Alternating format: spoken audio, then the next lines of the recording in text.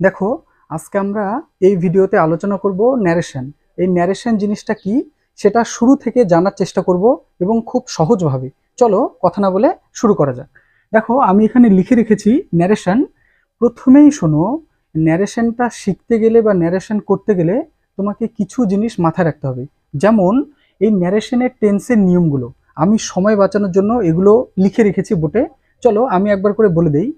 এই টেন্স আমরা জানি প্রধানত টেন্স হলো আমাদের তিনটে, একটা হচ্ছে past tense, present tense and future tense.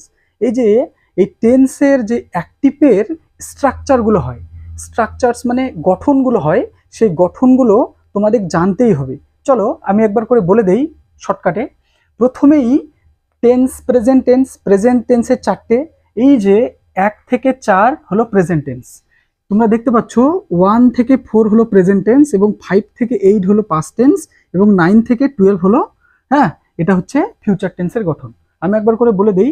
প্রথম প্রেজেন্ট ইনডেফিনিট আমি 1 নাম্বার দিয়ে লিখেছি, তার মানে প্রথমে প্রেজেন্ট ইনডেফিনিটের গঠনটা আমি লিখেছি। আমি বলে দেই, প্রথমে সাবজেক্ট, তারপরে ভার্ব, তারপরে অবজেক্ট। এরপরে প্রেজেন্ট কন্টিনিউয়াস টেন্স আসে। প্রেজেন্ট কন্টিনিউয়াস টেন্সের গঠনটা কি? সাবজেক্ট, এম, ইজ, আর। দেখতে পাচ্ছ এম, ইজ, আর, এই তিনটের মধ্যে যে কোনো একটা সেটা সাবজেক্ট অনুযায়ী। এরপরে ভার্বের সঙ্গে আইএনজি, তারপরে অবজেক্ট। এরপরে আসি 3 নাম্বার, মানেই আমরা জানি present perfect tense. Present perfect টেন্সের গঠন হচ্ছে সাবজেক্ট, হ্যাভ এবং হ্যাজ, এই দুটোর মধ্যে যে কোনো একটি সাবজেক্ট অনুযায়ী। আচ্ছা, আমি বলে দেই, প্লুরাল হলে হ্যাভ হয়, প্লুরাল মানে অনেকগুলো হলে হ্যাভ হয় এবং একটি মাত্র জিনিস হলে হ্যাজ হয়। কিন্তু ব্যতিক্রম আই ও ইউ, এটার ক্ষেত্রে তোমাকে কি ব্যবহার করতে হবে? হ্যাভ হলো। এরপরে আসি চতুর্থ নাম্বার। চতুর্থ মানে ফোর্থ নাম্বার হলো, এটা হচ্ছে প্রেজেন্ট পারফেক্ট কন্টিনিউয়াস টেন্সের গঠন। দেখো এর গঠনটা কি? সাবজেক্ট, হ্যাভ বিন অথবা হ্যাজ বিন, তারপরে ভার্বের সঙ্গে আইএনজি। মানে ভার্বের সঙ্গে আইএনজি মানে যেমন আমি যদি বলি গো, তার সঙ্গে আইএনজি, তাহলে সেটা বলবো গোয়িং। তারপরে অবজেক্ট। আমি অবজেক্ট দেখা, যেহেতু আমাদের বোটের আয়তনটা ছোট সেই জন্য শেষে অবজেক্ট, এটা বুঝে নাও। এরপরে আসো 5 নাম্বারের গঠন কি? সাবজেক্ট। 5 নাম্বার টেন্সটা আমরা জানি past indefinite tense, simple past tense আমরা বলে থাকি। সেটাকে সাবজেক্ট, ভার্বের সেকেন্ড ফর্ম এবং অবজেক্ট। ভার্বের সেকেন্ড ফর্ম কি? যদি বলো গো, গো এর 3টা ফর্ম কি? গো, ওয়েন্ট, গন। এই গো, ওয়েন্ট, এই ওয়েন্টটাকে আমরা সেকেন্ড ফর্ম, ঠিক তেমন সি, স, সিন, এই যে স, এটাকে আমরা ভার্বের সেকেন্ড ফর্ম বলে থাকি। দেখো এর 5ম নাম্বারটা একটু তাড়াতাড়ি দেখো। 5ম নাম্বারের গঠন হচ্ছে সাবজেক্ট, সরি, 6 নাম্বারের গঠন হলো, 6 নাম্বার টেন্সটা বলে দেই। 6 নাম্বারের টেন্স হচ্ছে পাস্ট কন্টিনিউয়াস টেন্স। এর গঠনটা হচ্ছে সাবজেক্ট, এর সঙ্গে ওয়াজ অথবা ওয়ার, তারপরে ভার্বের সঙ্গে আইএনজি এবং অবজেক্ট। এইরকম করে আমি লিখে রেখেছি। তারপরে এরপরে তোমার past perfect past perfect tense থাকে। পাস্ট পারফেক্ট গঠন সাবজেক্ট, হ্যাড, ভার্বের থার্ড ফর্ম এবং অবজেক্ট। এরপরে পাস্ট পারফেক্ট কন্টিনিউয়াস থাকে সাবজেক্ট, হ্যাঁ, সাবজেক্টের সঙ্গে হ্যাড বিন, তারপরে ভার্ব, তার ভার্বের সঙ্গে আইএনজি, তারপরে অবজেক্ট। এইভাবে আমরা ফিউচার টেন্সে চলে আসলাম। এই 9 থেকে শুরু, 9 নাম্বার থেকে। তাহলে 9 নাম্বার মানেই আমাদের বুঝে নিতে হবে যে ফিউচার ইনডেফিনিট বা সিম্পল ফিউচার, যেটাকে আমরা বলে থাকি। এর গঠনটা কি? সাবজেক্ট, শ্যাল, উইল, এই দুটোর মধ্যে যে কোনো একটি এবং ভার্বের প্রথম ফর্ম। যদি বলি সি, স, সিন, সিটা হচ্ছে ফার্স্ট ফর্ম, সেই জন্য এখানে ভার্বের V1 আমি লিখে রেখেছি। এরপরে অবজেক্ট, হ্যাঁ। এরপরে আমরা past continuous, sorry, future continuous টেন্সের গঠন। ফিউচার কন্টিনিউয়াস টেন্সের গঠন হচ্ছে সাবজেক্ট, এর সঙ্গে শ্যাল বি, উইল বি, ভার্বের সঙ্গে আইএনজি।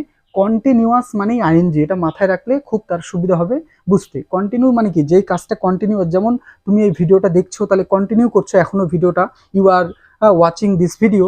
তাহলে এই যে ওয়াচিং, ওয়াচের সঙ্গে যে আইএনজি বসালাম সেটাকে বলে ভার্বের সঙ্গে আইএনজি। আশা করি বুঝতে পারলে। এরপরে 11 নাম্বার অর্থাৎ 11 নাম্বার কি বলবো? গঠনটা ফিউচার পারফেক্ট টেন্স।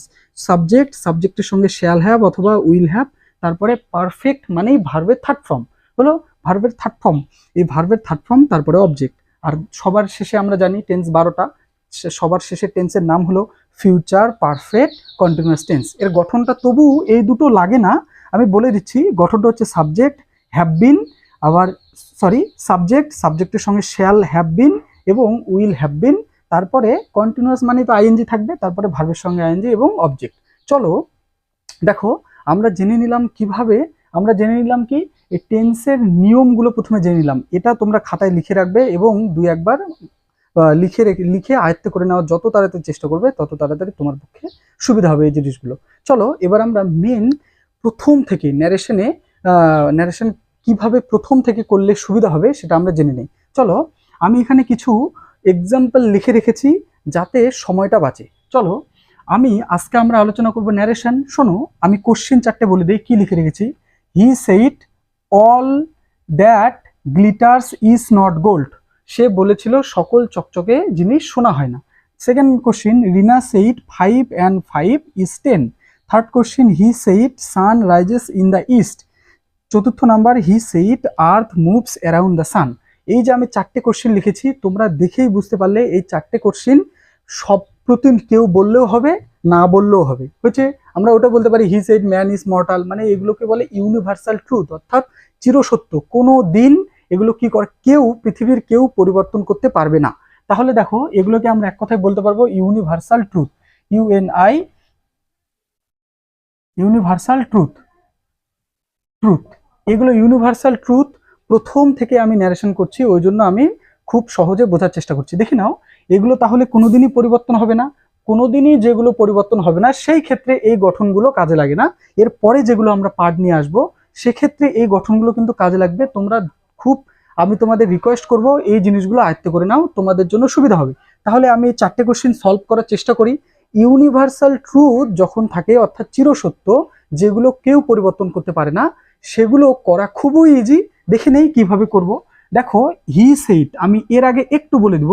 দেখো, এই যে হি সেইড আমরা পুরোটাকে বলি রিপোর্টিং ভার্ব, তাহলে এটাকে বলবো রিপোর্টিং ভার্ব, আর এটাকে বলবো পুরোটা রিপোর্টিং স্পিচ।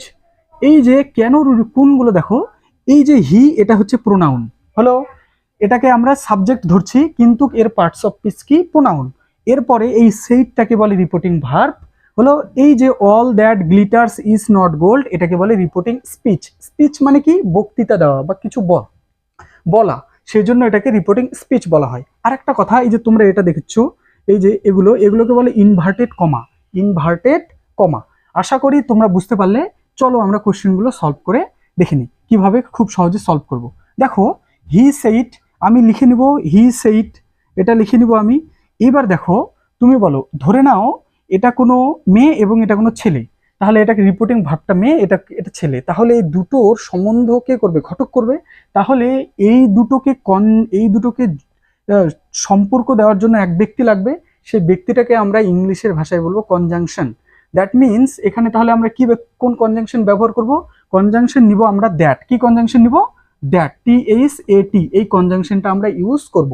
চলো তাহলে এই দুটোকে আমরা সম্পর্ক দেওয়ার জন্য একটা ওয়ার্ড নিলাম, যেটাকে আমরা কনজাংশন বলবো। তাহলে কি কনজাংশন আমরা ইউজ করবো এখানে? দ্যাট। তাহলে হি সেইড দ্যাট হলো। আশা করি বোঝাতে পারলাম। দেখো, এরপরে তোমরা যখন ইউনিভার্সাল ট্রুথ দেখবে, তার মানে চিরসত্য ঘটনাগুলো যদি হয়, এরকম ন্যারেশন দিয়ে দিতে পারে। মনে করো তোমাকে চালাকি করবে, কোশ্চিন যারা তৈরি করে সেগুলো ফুট করে দিয়ে দিবে তোমাকে। তাহলে এই all that glitters is not gold reporting speech কোনো চেঞ্জ হবে না, তুমি সোজা লিখে দাও। তাহলে আমি লিখি all that glitters is not gold হলো। নেক্সট কোশ্চেন আসি। Rina said comma inverted comma 5 and 5 is 10। তাহলে রিনা সেইড আমি লিখে নেব RINA, রিনা। এবারে সেইড হলো। এইবার এই দুটোকে কি করবে? কি নেব? কনজাংশন কি? দ্যাট। তাহলে দ্যাট 5 and 5 is 10, এটা তো চিরসত্য, 5 and 5 তো 10ই হয়। আসো তাহলে আমরা এটা লিখে নেই। তাহলে 5 and 5 is 10। Next question, he said, তাহলে এটা আমরা লিখে নিই সময় নষ্ট না করে। হি সেইড হলো, এই যে এই দুটোকে কি করব? যুক্ত করব কি দিয়ে? কনজাংশন দিয়ে। তাহলে এখানে হচ্ছে দ্যাট হলো sun rises in the east, সূর্য তো পূর্ব দিকেই ওঠে, তাহলে এটা চিরসত্য। এরপরে আসি, তাহলে আমরা লিখে নেব এটা সান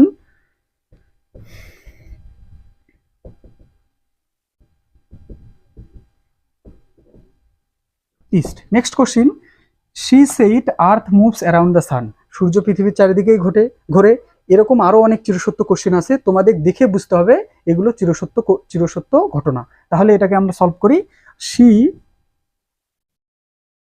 শি সেইড, এই দুটোকে কনজাংশন দিয়ে যুক্ত করব that earth moves around the sun. এই রিপোর্টিং স্পিচ আমরা চেঞ্জ করব না, লিখে দেব EAR মুভস অ্যারাউন্ড সান। আশা করি বুঝতে পারলে। এরপরে আমরা যে ন্যারেশনের পার্টগুলো নিয়ে আসবো সেগুলো ন্যারেশন খুব সহজে করার চেষ্টা করব।